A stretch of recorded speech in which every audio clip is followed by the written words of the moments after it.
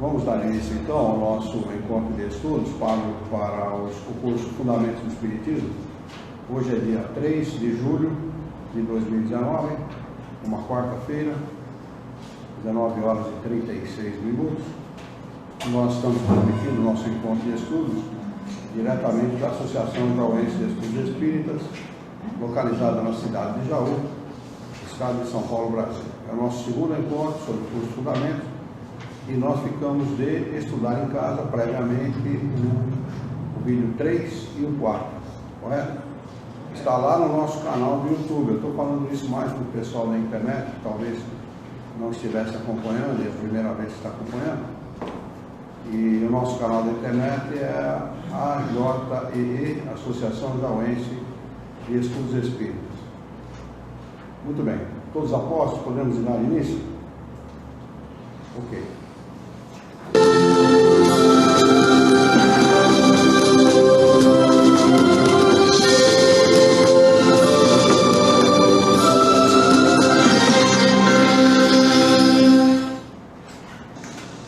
Olá, amigos.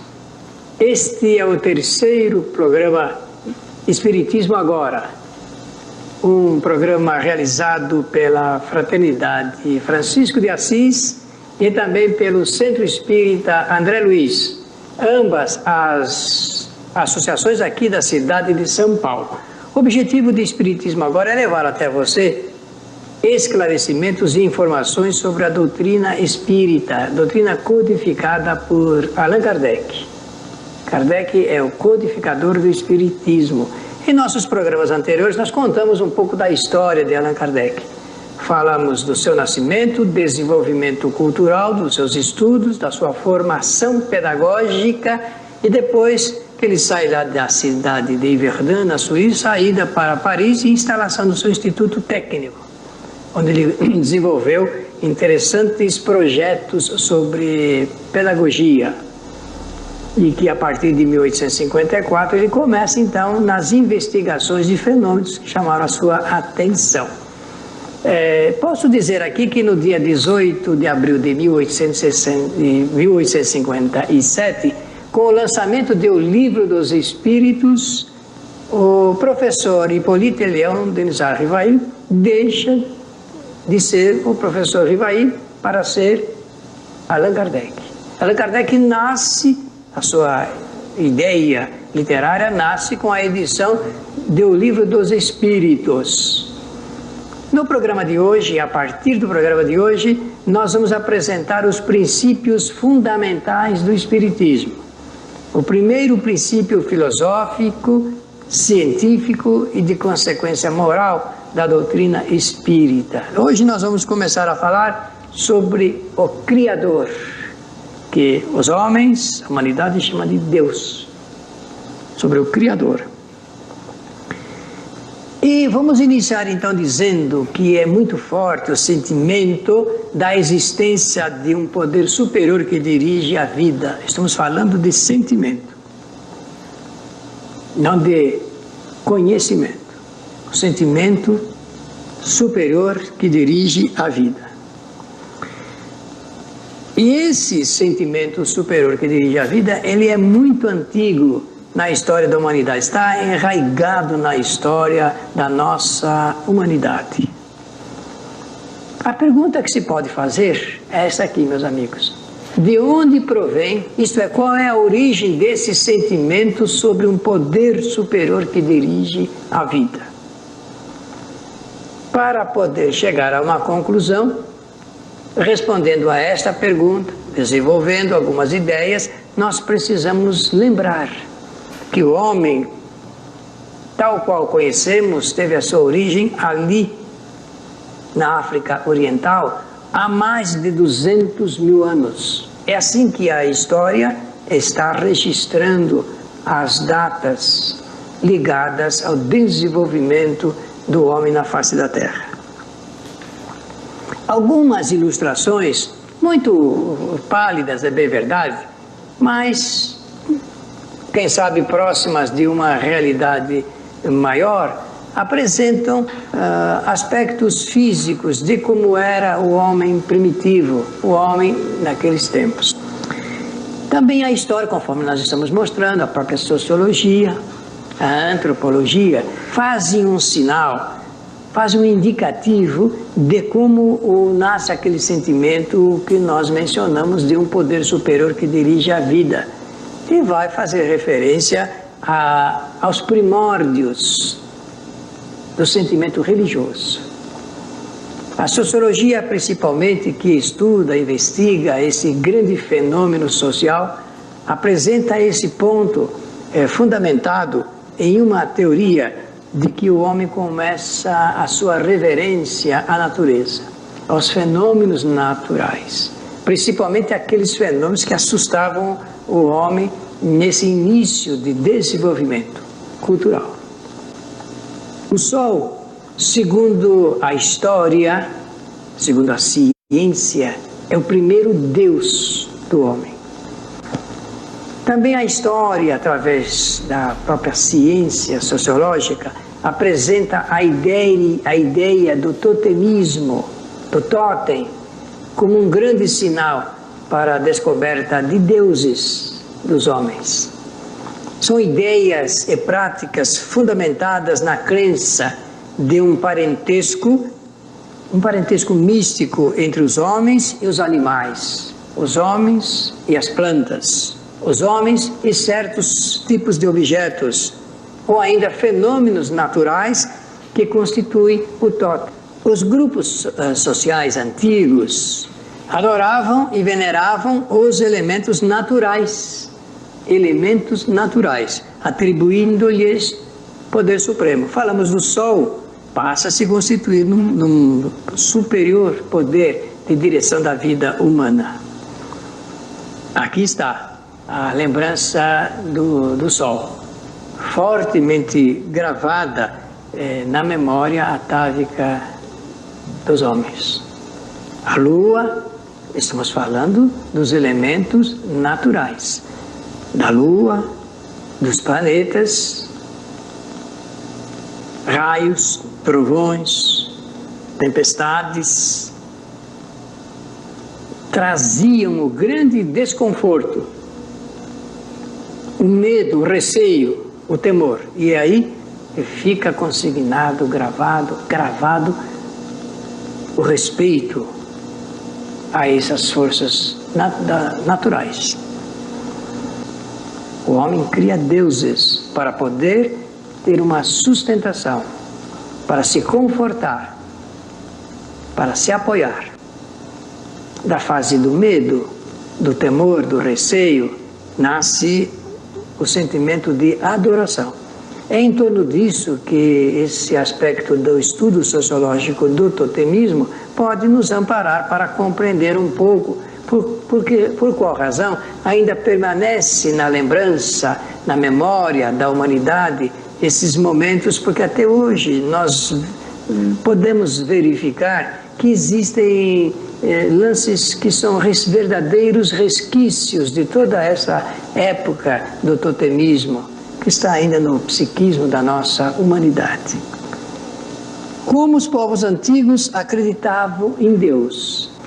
Os sumérios, então considerado uma civilização muito antiga, foram o primeiro povo a habitar a região da Mesopotâmia. Estamos falando do primeiro princípio filosófico do Espiritismo, que é Deus. Para isso estamos fazendo uma digressão histórica dos deuses da antiguidade. Estamos falando da civilização suméria, que existiu há mais de 3.500 anos, antes de Jesus de Nazaré nascer. Agora vamos falar da Índia, também uma civilização bastante antiga e que vale a pena aqui em nosso programa lembrar. Alguns falaremos poucos deuses, mas só para dar uma ideia sugestiva de como o homem imaginava deuses. A Índia também, um povo politeísta, admitia muitos deuses, como Brahma, considerado o criador, com várias cabeças, vários membros, vários braços, para tomar providências. Tudo é providencial no pensamento do homem primitivo. Os deuses precisavam estar em consonância com as necessidades humanas. Vishnu, o conservador, Shiva, o destruidor. Então, vou citar aqui correntes religiosas da Índia nesse aspecto de deuses primitivos, do Vedismo, Brahmanismo, Hinduísmo, Budismo, Jainismo e o Sikhismo. Agora vamos para o Egito, Egito Antigo, de forte influência cultural em nossa civilização. Nós estamos vendo aí a escultura de Akhenaton. Nesse momento aqui vocês vão ver, nós vamos colocar na tela, cada um desses deuses dessa época do politeísmo egípcio. Nun, Atum, Amon, Ra, Shu, Maat, Nut, Geb, Osíris, Ísis, Set, Ptah, Nefts, Ator, Horus, Anubis, Tot e Sekhmet. Vamos para a Grécia Antiga. E vamos ver um pouco dos deuses da Grécia Antiga. Penso que dessa forma estaremos fazendo jus aqui, culturalmente, a essa necessidade de conhecimento. Zeus, poderoso. Deus, o Zeus, comandante de todos os demais deuses no Olimpo. Afrodite, Atena, Artemis, protetora das mulheres. Deméter, deusa da agricultura e da colheita. Hera, rainha das divindades olímpicas. A Hera, ela surge na história mitológica como uma mulher alta e nobre, e ela é patrona do casamento. Apolo, deus grego que produzia e também curava enfermidades. Hermes, mensageiro dos deuses, notem aí a sua figura lépida, para conduzir com velocidade as mensagens divinas. Poseidon, deus dos mares e das águas. Hefesto, ferreiro. O Hefesto era responsável, era o fabricante das armas dos deuses. Os deuses guerreavam entre si, quem fabricava as armas para isso era o Hefesto. É o patrono dos fundidores de metais. Ares, deus da guerra. Nós vamos fazer agora um breve intervalo e daqui a pouquinho nós voltaremos com o Espiritismo agora. Eu queria lembrar vocês que ele, no início dessa exposição, ele repete 12 vezes a palavra sentimento, não está? Isso é um sentimento, isso se refere a um sentimento, isso é um sentimento. Não é fruto do estudo. Vocês perceberam isso? Não está? Então, justamente isso. Porque o sentimento leva à religiosidade. O estudo leva ao entendimento de Deus. São duas coisas completamente diferentes, embora uma derive da outra. Nós primeiro precisamos ter sentimento a respeito do Criador, para depois poder entender numa sua totalidade. Compreendendo como nós compreendemos através da doutrina espírita. Como um ser que não está na criação, que não ajuda o homem, que as suas providências não são para privilegiar, para beneficiar aleatoriamente um ou outro, um povo, uma pessoa, etc. São duas coisas diferentes, completamente diferentes. O sentimento leva a uma visão do Criador. O conhecimento, a visão real, verdadeira. Conheça a verdade e a verdade vos libertará. Alguma pergunta sobre alguma coisa que ele falou? Ficou tudo compreendido? Aqui na apostila ele enfatiza só alguns povos, né? Não todos que ele falou aí, né? Entendi, filho? Aqui na apostila ele enfatiza só alguns povos, não todos que ele falou aí. A apostila, eu já expliquei isso nosso primeiro encontro, que ela não está perfeitamente ajustada a esse trabalho. Esse trabalho é um trabalho mais amplo. Tá? Porque o que ele faz? Ele põe na apostila alguma coisa e durante o curso, quando ele dá o curso, ele fala tudo isso que ele fala. Ele põe na apostila alguma coisa e ele fala verbalmente essas outras coisas que estão no filme. Entendi. Entendeu? É assim que ele trabalha, a gente conhece bem o trabalho dele. Os livros citados, benefícios incalculáveis. Bem, peça já o seu cartão. E agora nós vamos para a nossa Roma, Roma antiga. Vênus, deusa da beleza e também deusa do amor. Diana, deusa da caça e protetora dos animais. A Cibele, magna mãe, a mãe maior, poderosa. O Cupido, deus do amor. Netuno, deus dos mares, na correspondência de Poseidon. Minerva, deusa da sabedoria, deusa das artes e também deusa da guerra. E agora vamos para a China. Vocês estão vendo aí na tela a fotografia da grande muralha da China. Shangdi, deus da criação. Algumas coisas só, poucas, só para dar ideia, porque aqui em nosso programa nós estamos fazendo uma remissão histórica e de lembrança de muitos deuses que foram criados pela nossa humanidade. Xuanu e algumas divindades de origem taoísta, que no caso não precisamos mencionar hoje. E também no Japão, muitos deuses dessa civilização também antiga, como Izanagi, Izanami, um casal que gera todos os outros kamis. O politeísmo é a crença em muitos deuses. E seu significado é o mesmo de paganismo. Pagão é o homem que acredita em muitos deuses. Não é o homem que não acredita em Deus nenhum. É o homem que acredita em vários deuses. Agora nós vamos ver aqui em nosso programa a relação dos homens com os deuses do politeísmo. Gravem bem isso no pensamento, porque esse tema tem que estar sendo conduzido ao lado de outros assuntos ligados com o primeiro princípio do Espiritismo, que é Deus. A primeira relação e o sentimento é o do medo, do receio, do temor. Eles diziam que eles eram tementes a Deus, tinham medo de Deus. Se nos parece um tanto ilógico isto, porque não devemos ter medo do Criador. Vocês lembram que ele falou da memória atávica? Ele cita a memória atávica. O medo, a temência a Deus também faz parte desse atavismo.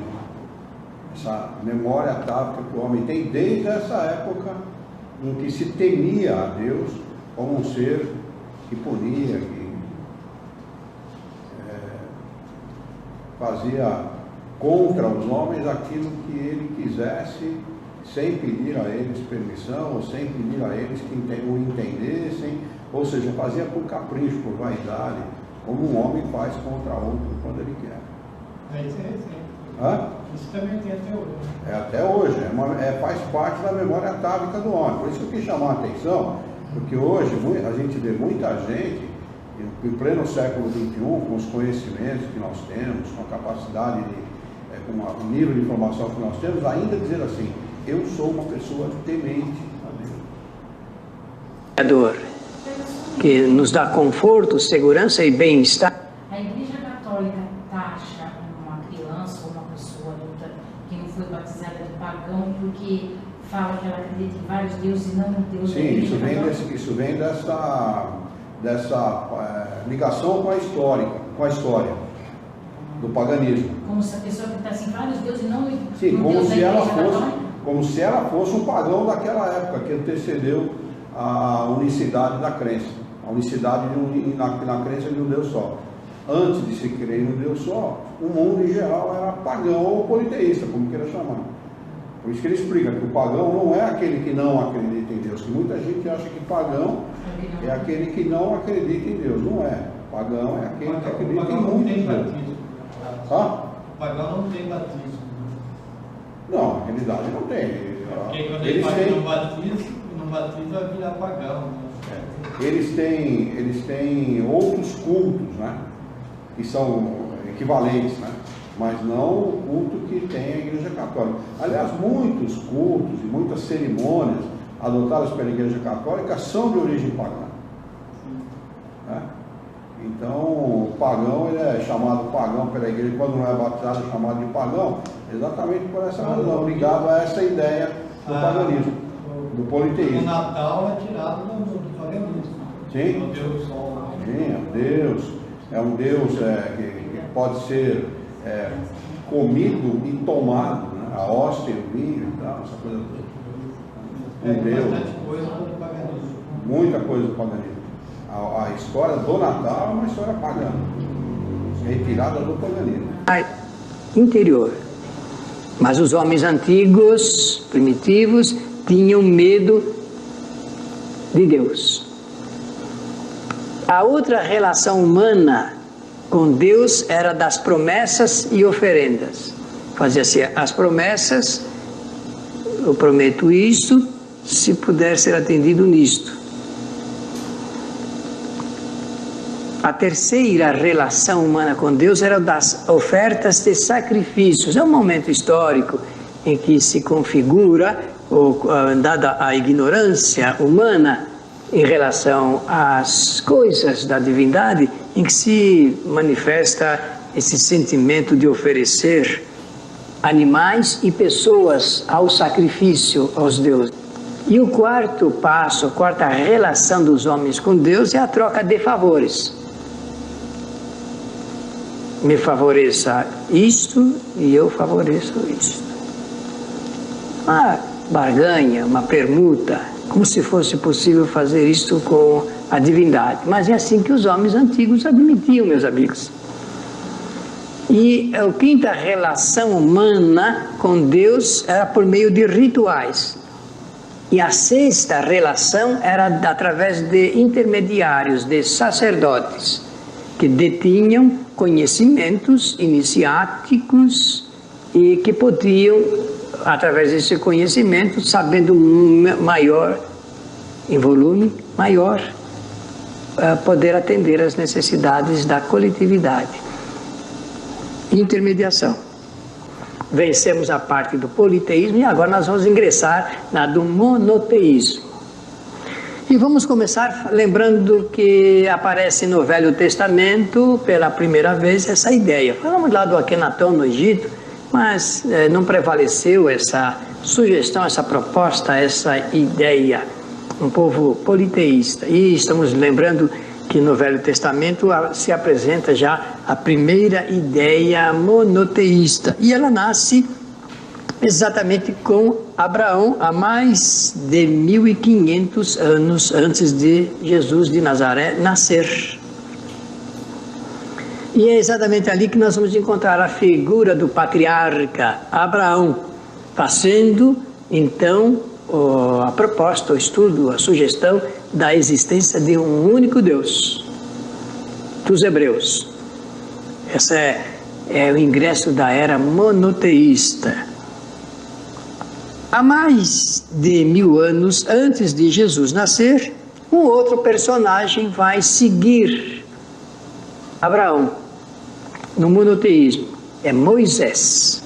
Vamos ver a relação dos homens com Deus no monoteísmo. Ficou gravado esse detalhe? Abraão, 1500 anos antes, Moisés, 1000 anos antes.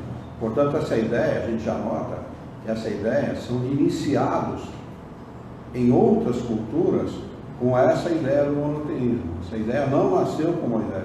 Moisés também foi iniciado nessas culturas que eram culturas orientais e tal, de sacerdotes fechados em mosteiros, em templos e tal, que iniciavam seus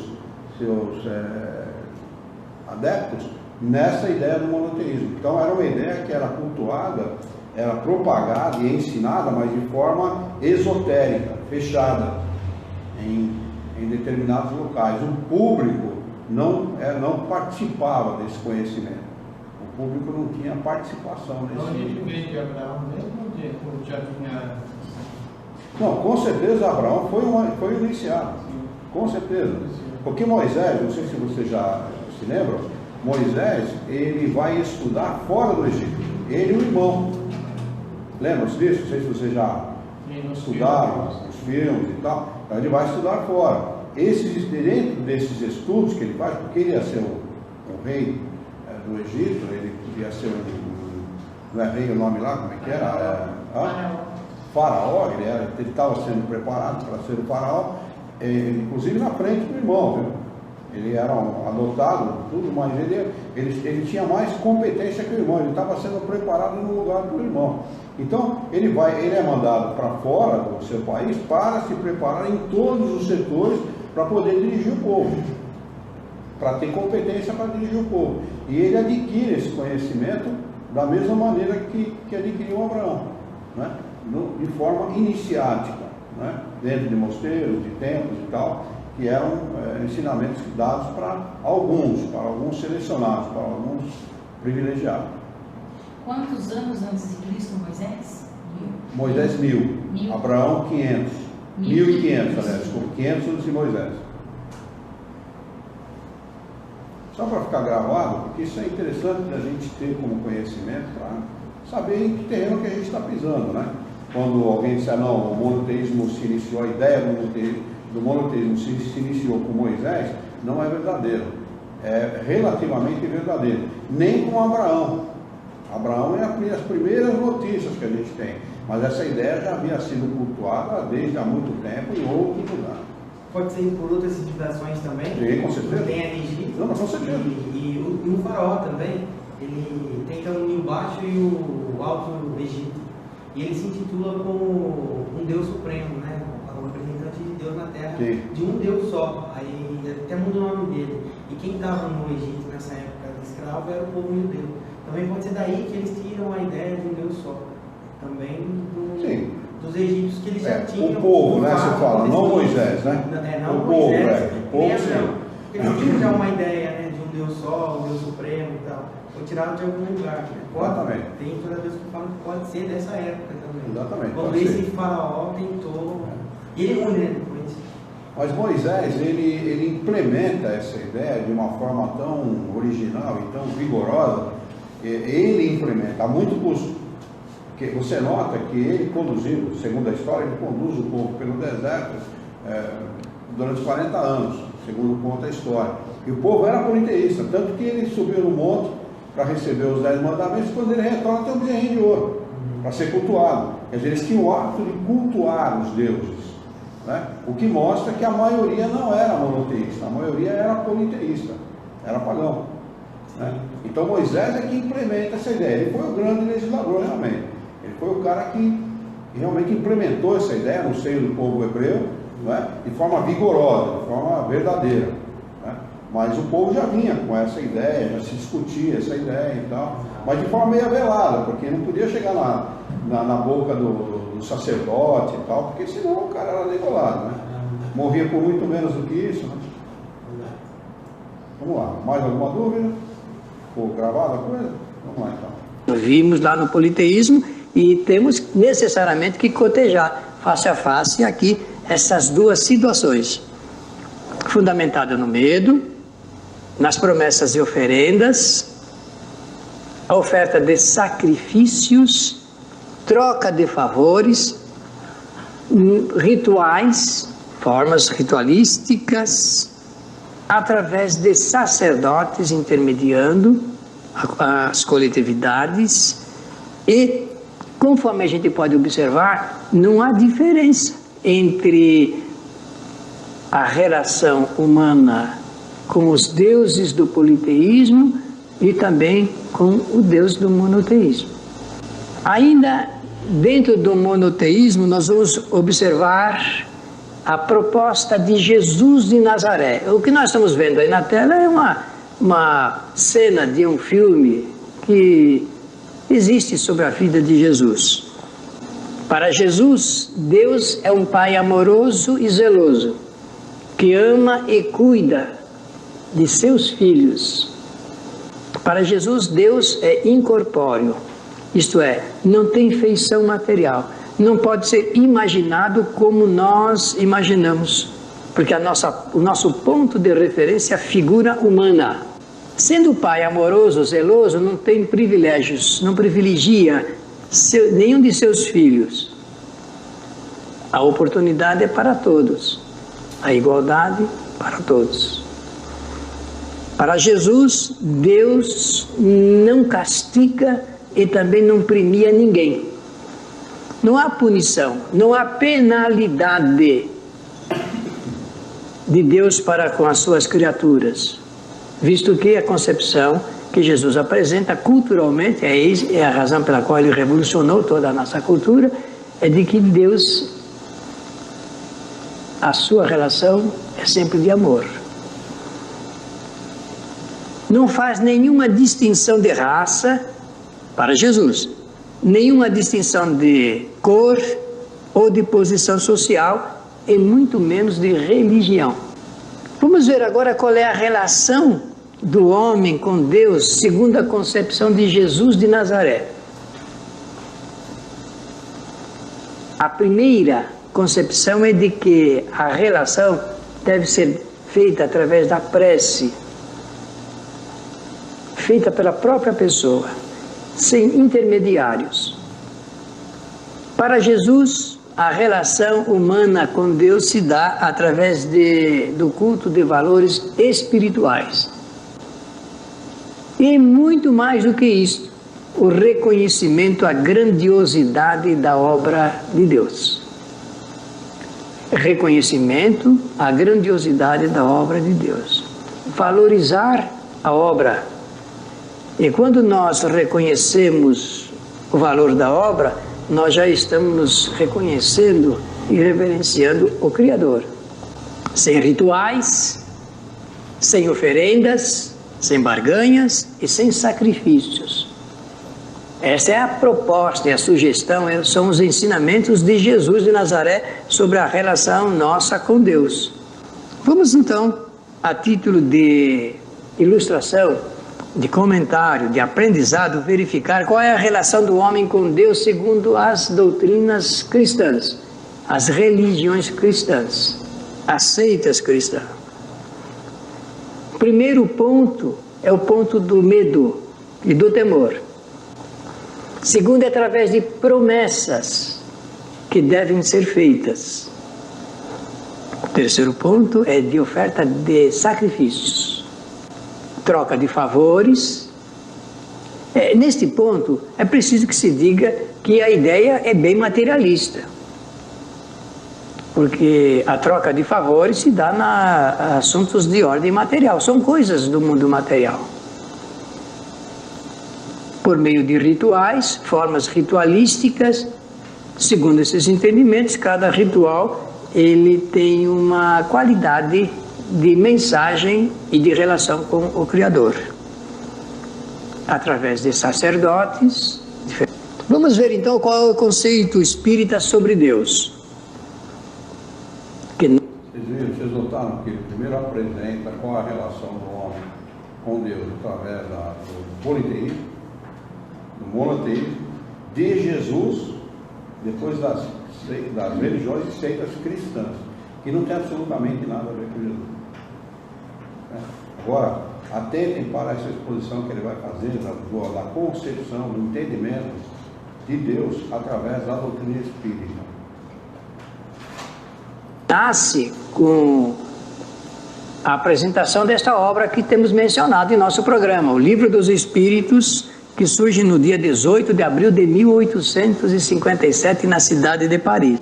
Deus é a inteligência suprema e causa primeira de todas as coisas. Deus é causador, é criador. É por isso que nasce a palavra criador, que ele é causador. Deus não é uma entidade, não é uma pessoa, não é um espírito.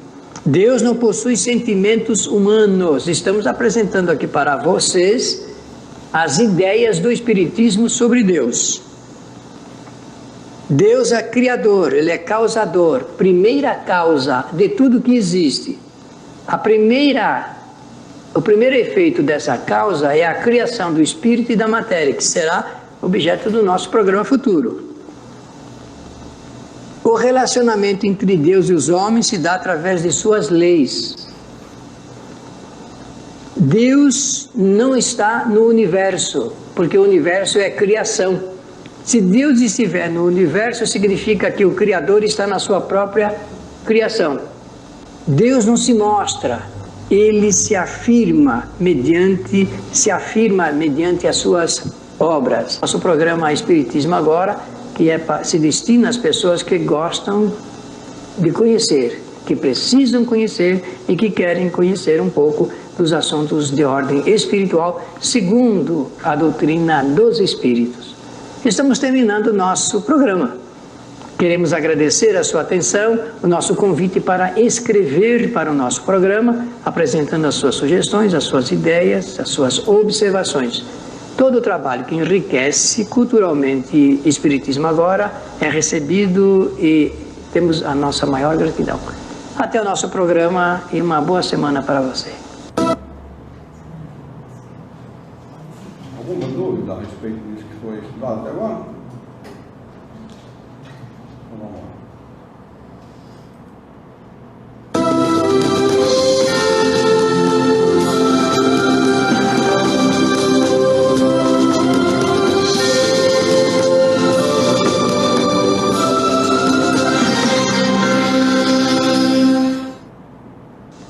Espiritismo Agora, em sua 4ª edição. Uma proposta de estudo da doutrina espírita de acordo com as obras de Allan Kardec. Allan Kardec foi o codificador do Espiritismo. O nosso estudo, desde os 3 programas anteriores, e nós teremos essa continuidade no dia de hoje, neste programa, é Deus, o Criador. A referência que vocês estão vendo aqui em nossa tela refere-se às questões apresentadas por Allan Kardec em O Livro dos Espíritos.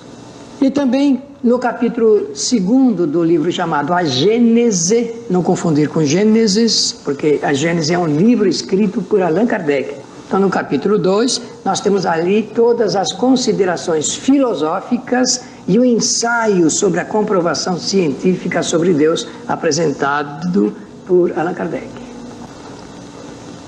Então, o nosso assunto aqui é Deus. O que nós já estudamos sobre Deus nos programas anteriores? Em primeiro lugar, nós vimos a ideia que os homens primitivos faziam de Deus. Qual é o pensamento reflexivo? Pensava-se ou não? Nós vimos lá a relação dos homens com as forças da natureza e descobrimos sociologicamente, antropologicamente, historicamente, que o primeiro Deus do homem foi o Sol, que ele reverenciou. Falamos dos deuses das civilizações antigas, estão lembrados? Mostramos vários, do Egito, da Índia, da China, da Grécia, de Roma. Fizemos uma pequena dissertação, muito rápida, bem verdade, mas o suficiente para nós entendermos que na história da humanidade o homem sai da ideia politeísta, isto é, a ideia de muitos deuses, em todas as civilizações antigas, até chegar na ideia monoteísta. Também, muito rapidamente, estudamos em programas anteriores a Allan Kardec e as suas questões sobre Deus. Questões profundas, filosoficamente profundas. Allan Kardec, então, pergunta no Livro dos Espíritos. Observe bem a pergunta. Que é Deus? É assim que Kardec formula. Então, os Espíritos responderam a Allan Kardec. O que é que ele pergunta? Que é Deus? E eles respondem, Deus é a inteligência suprema, causa primeira de todas as coisas. Notem esta palavra aqui, première, que em francês significa primeira, diferentemente de tradutores brasileiros e portugueses que traduzem como causa primária. Allan Kardec, então, faz uma pergunta muito interessante e oportuna para os espíritos. E o que isso tem de importância? Porque se fosse uma causa primária, poderia haver uma causa secundária. Sendo primeira, não tem dúvida, é única. Né? Espíritos.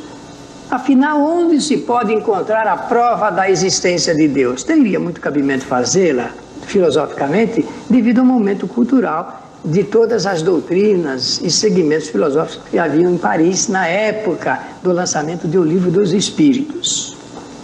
E a resposta é a que nós temos entre aspas aqui em nossa tela. Em uma proposição da própria ciência, não há efeito sem causa. A ciência sabe disso.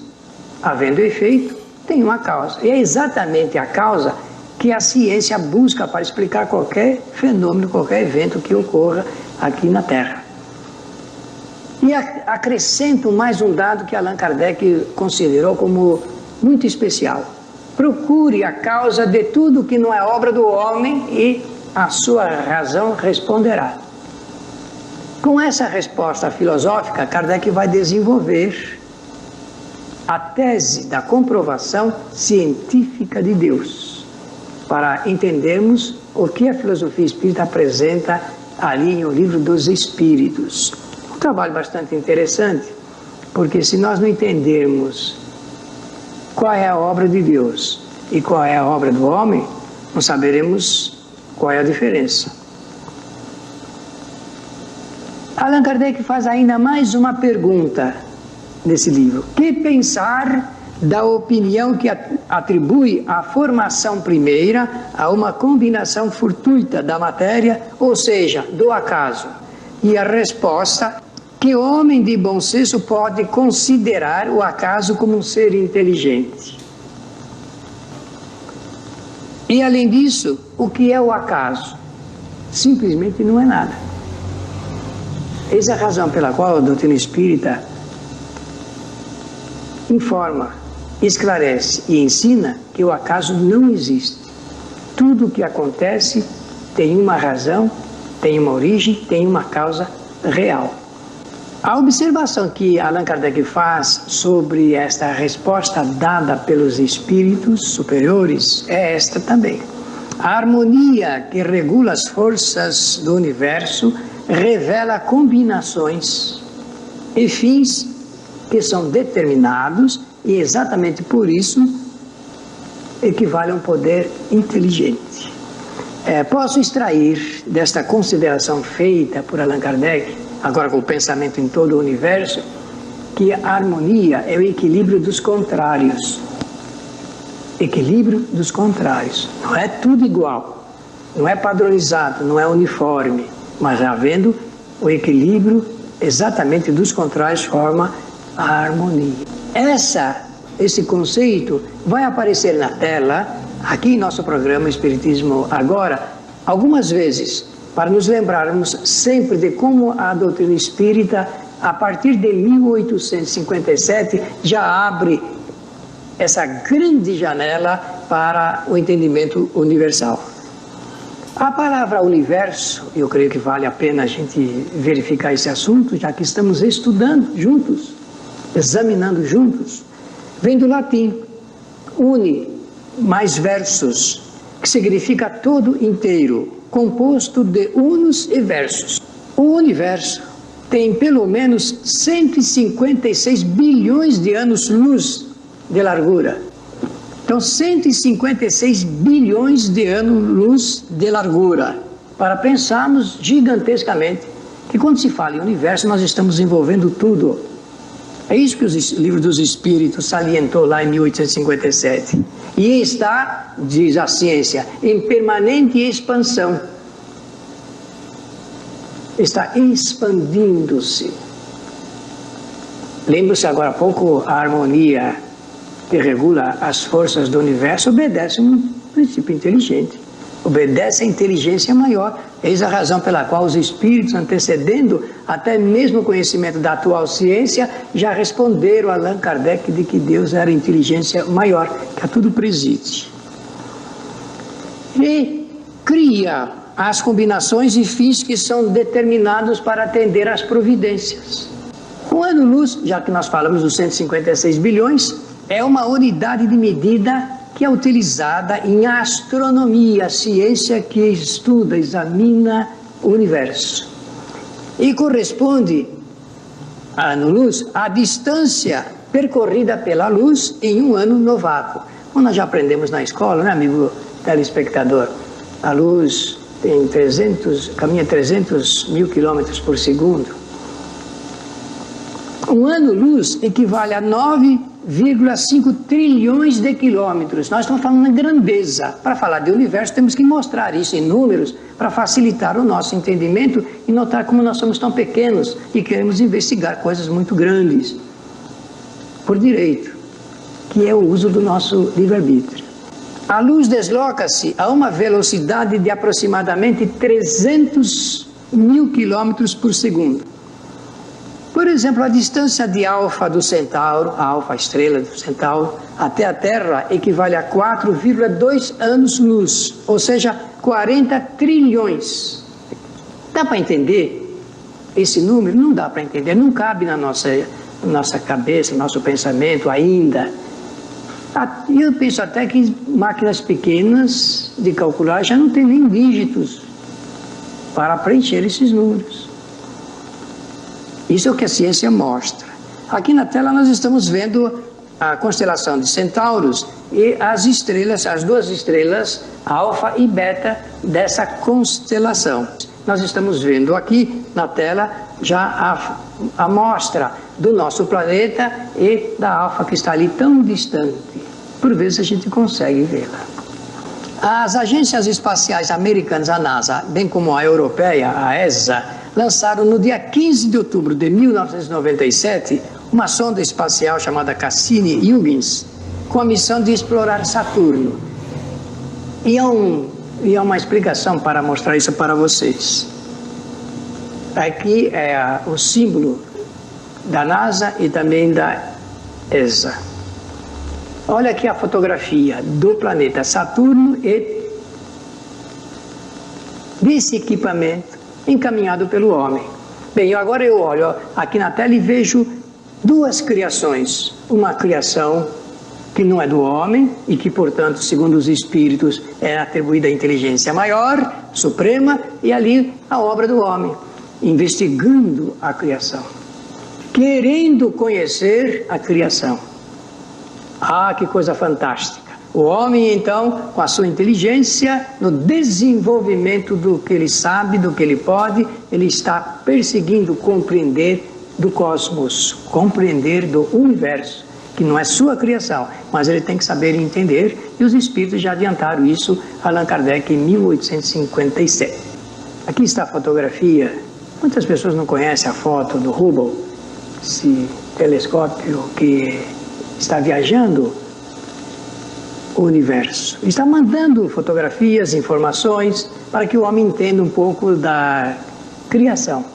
A foto desse equipamento enviado pela NASA ao espaço, e daqui para frente você vai ter oportunidade de continuar esta viagem, para entendermos um pouco da grandiosidade da obra de Deus. Não sabemos explicar, mas temos que entender. Aqui uma provável classificação quase que certa, absoluta, do nosso sistema a partir do Sol. Então, Mercúrio, Vênus, Terra, Marte, Saturno, Netuno, Urano e Plutão são planetas do nosso sistema solar. Apoio Alguma dúvida, gente? cultural. As suas ações sociais. Pratique isso na hora que você... Esses planetas que fazem...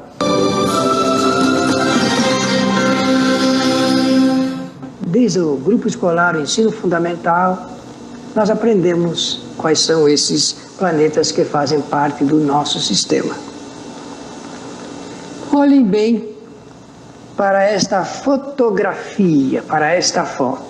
O Sol e depois embaixo os planetas Júpiter, o maior, até chegar aqui na Terra, que é a primeira flecha, esta aqui é a Terra, e Plutão quase não aparece aqui. Olha que comparação também muito interessante para nós entendermos um pouco do universo bem próximo de nós, que é o nosso sistema. Saturno, Júpiter, aqui são os volumes de cada esfera, de cada planeta. A Terra já está aqui, em relação aos demais. É tão pequena. Agora, existem planetas muito maiores do que Júpiter. por que isto? Para que serve tudo isto, meus amigos? Atende o quê? Qual a necessidade da existência desses mundos, desses planetas? Bem, parece que agora eu posso entender um pouco do que os espíritos disseram a Allan Kardec, de que não existe obra do acaso. E nós não podemos atribuir à natureza uma força inteligente de produzi-la, ou de produzir a si própria. Estima-se que a existência de 100 bilhões de galáxias no universo. Daqui a pouco eu vou falar o que é uma galáxia e uma constelação, para quando nós olharmos nas noites estreladas o céu, podemos entender dessa beleza e de onde nós estamos, porque nós estamos situados no universo. Esta galáxia tem cerca de 100 bilhões de estrelas. Dá para compreender o que são 100 bilhões de estrelas? Temos uma pálida ideia do que é isto? Do seu significado? Onde nós vivemos, o nosso planeta, o nosso sistema faz parte de uma galáxia, chamada galáxia Via Láctea, o caminho de Santiago. Ela é uma espiral aplainada e de aproximadamente 100 mil anos-luz transversalmente. Temos alguma ideia do que é isto? Está próxima de nós porque nós vivemos nela, junto de outros planetas. Não temos ideia. E não podemos fazer ideias de Deus também, porque é a suprema inteligência do universo que organiza, que arquiteta. E tem 12 mil anos-luz de largura. Agora, uma vista superior dessa galáxia onde nós vivemos. Eu falei que nós iríamos fazer uma pequena viagem. Isso é necessário para nos tirar aqui do chão da Terra, onde nós convivemos nesse dia a dia, e como é difícil a luta do homem para a sua sobrevivência, não é verdade? Levanta de manhã, vai dormir à noite, com o pensamento só em problemas que tem que resolver aqui na Terra, dele pessoalmente. Dá para entender um pouco do que é isso que nós estamos falando aqui, do universo? Esta é a foto, vista do lado de cima da nossa galáxia. E nós vamos mostrar mais uma vez para você, que está aí em sua casa nos assistindo, o que Allan Kardec escreveu no livro dos Espíritos.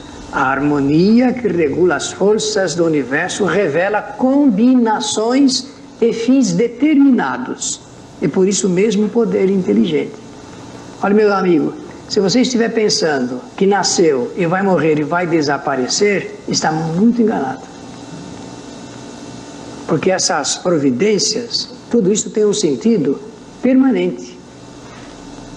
Isso é para dar conforto de que tudo que nós passamos de dificuldades e problemas são circunstancialmente organizados por nós mesmos em função de algumas necessidades nossas. E que nós temos que pensar no maior e estamos imersos dentro desse sistema todo. Essa frase é de Allan Kardec, é uma frase atual, escrita em 1857. Acompanhe agora o que nós vamos mostrar por falar em galáxias. Esta, em espiral, tem 172 milhões de anos-luz. Dá para entender esse número? Confesso que eu não tenho nenhuma ideia do que seja esse número. Só sei que isso é com precisão porque a ciência exata nos mostra isso através das pesquisas e resultados que estão sendo apresentados no mundo. Eu só posso olhar e achar que esta fotografia, que esta foto é muito bonita.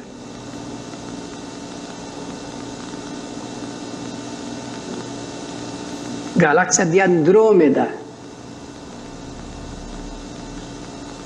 A internet é uma possibilidade fantástica, porque nos coloca diante desta beleza que é o universo. Esta é chamada Catavento, da constelação da Ursa Maior. Do Caranguejo, já é uma nebulosa. Galáxia do Sombrero. Parece mesmo um sombreiro, não?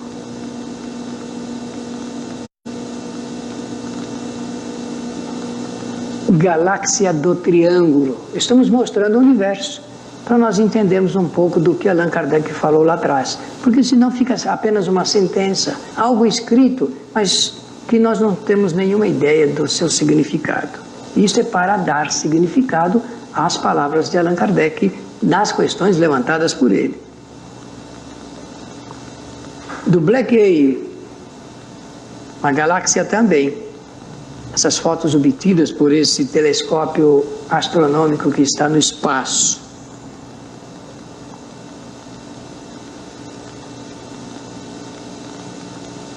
Constelação de Sagitário.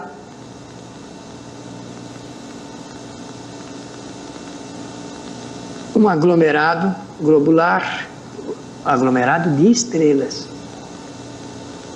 Estrelas.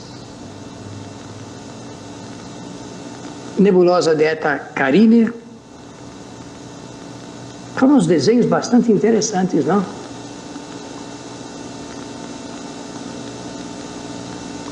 Hélix, também outra nebulosa, parecida com o olho.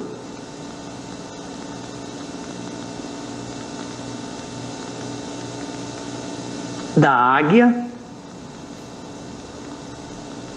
Olho de gato. É para nós nos contemplarmos o universo, meus amigos. Estamos apresentando essas fotos para nos imaginarmos que estamos viajando pelo espaço e observando tudo isto, com a contribuição do Hubble. Rigel.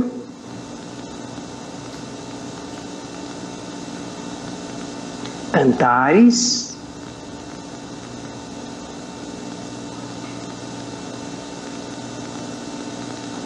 Ômega do Centauro. Mais uma vez a foto para nós agradecermos ao astrônomo que tem o nome de Hubble e a própria NASA, que oferece a oportunidade de examinarmos o universo e entendermos aquilo que Allan Kardec escreveu em 1857, que é o nosso propósito. Nosso propósito é este. E aqui uma comparação bastante interessante. O que nós estamos vendo em vermelho na tela é uma estrela muito maior do que o nosso Sol. Nosso Sol é considerado uma estrela de quinta grandeza. Essa estrela é muito maior do que o Sol. Para darmos uma ideia de volume, observemos os dois pontos que estão ali. O nosso Sol e essa estrela maior. Isso está no espaço, meus amigos, no universo. Para a contemplação de quem? Será que dá para entender um pouco o que nós somos? A nossa inteligência, o desenvolvimento de tudo que nós fazemos aqui num planeta pequeno do sistema chamado Sistema Solar. A nossa família encarnada é de mais de 6 bilhões de espíritos. Um tanto maior é o número daqueles que estão desencarnados, espíritos que fazem parte da nossa humanidade, experiências aqui do nosso planeta. O que, afinal, nós estamos fazendo aqui? Por que é que nós moramos nesta casa? E para onde iremos depois de estagiar, de aprender, muitas e muitas e muitas vezes residindo aqui? Que valor teria a vida, meus amigos? Já perguntaram isso?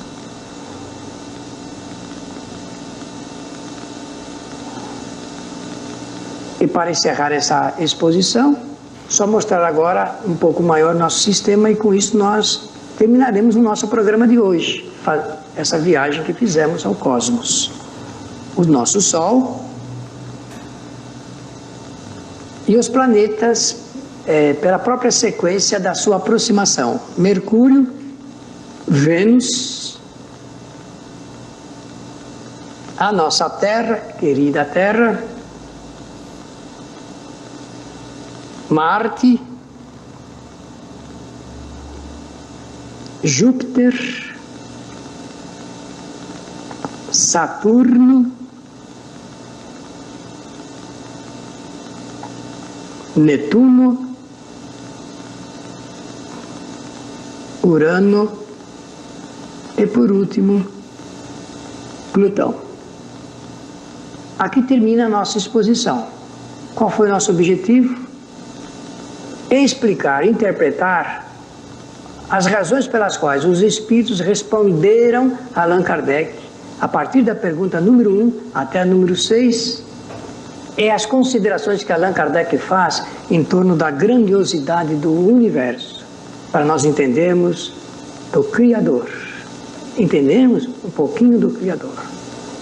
Pela generosidade da sua atenção, Espiritismo Agora simplesmente diz muito obrigado.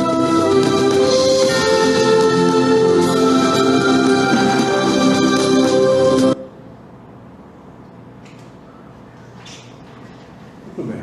Bom, uma dúvida, gente. Entenderam a razão da exposição dele, de mostrar os astros, as galáxias e tal? É importante isso, porque para a gente ter uma noção, ter uma ideia, né? A gente fica, é o que ele fala, a gente fica com as nossas atenções voltadas para o próprio umbigo, tentando resolver os próprios problemas, e acaba não notando a grandiosidade desse universo. O sujeito não precisa nem acreditar em Deus. Agora, a lógica, a boa razão, mostra que esse universo não está aí por acaso. Não existe por acaso. E se não é por acaso que existe, existe por alguma razão. Existe porque alguém deu causa. É um efeito de uma causa. E essa causa maior é que o homem atribuiu o nome de Deus, e que em muito pouco tempo será chamado, com certeza, de causador. Nem de criador, de causador. Porque através da sua inteligência ele deu causa àquilo que existe, ou seja, ao universo e tudo que existe dentro dele. Ficou entendido isso? É bom que a gente faça esse esforço de entendimento para poder entender o alcance da resposta dos Espíritos, que não foi por acaso. Né? São respostas de cunho filosófico, é verdade, mas que abrange também a ciência. As respostas dos Espíritos não contradizem a ciência, muito pelo contrário. Confirmam tudo aquilo que a ciência conhece até hoje. Não é? Alguém quer fazer alguma consideração? Falar alguma coisa? Não? Muito bem. Podemos encerrar então? Para o nosso próximo encontro fica marcado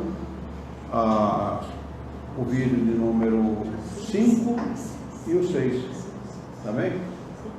Para a próxima quarta-feira. Ok? Foi bem. Muito bem. Vamos então elevar o nosso pensamento, mentalizar o que mereceu sem amiga de Jesus, ele que é o nosso mestre, é o nosso modelo e guia da humanidade, e juntos com Jesus nos dirigir ao Criador, ao Senhor da vida, fonte inesgotável de paz, de amor, de bondade, de misericórdia e justiça, para agradecê-lo muito pela oportunidade de aqui estarmos reunidos em seu nome, para discutirmos as questões propostas por este curso, a fim de que possamos entender melhor ao Criador, entender melhor a nós mesmos, que o nosso amor, a nossa bondade, que tenhamos bom ânimo, coragem, determinação, ideias renovadas, alegria de viver e muito entusiasmo, para que nós possamos trabalhar, sermos úteis à sociedade em que vivemos e dessa forma dignificar a vida. Auxílio do Senhor a orientar a própria existência por um profundo e sincero respeito pelo nosso próximo. Em teu nome, Em nome de Jesus, em nome dos bons espíritos, em nome do nosso diretor espiritual e de toda a sua equipe, nós declaramos encerrado o nosso encontro de estudos essa noite, e que assim seja.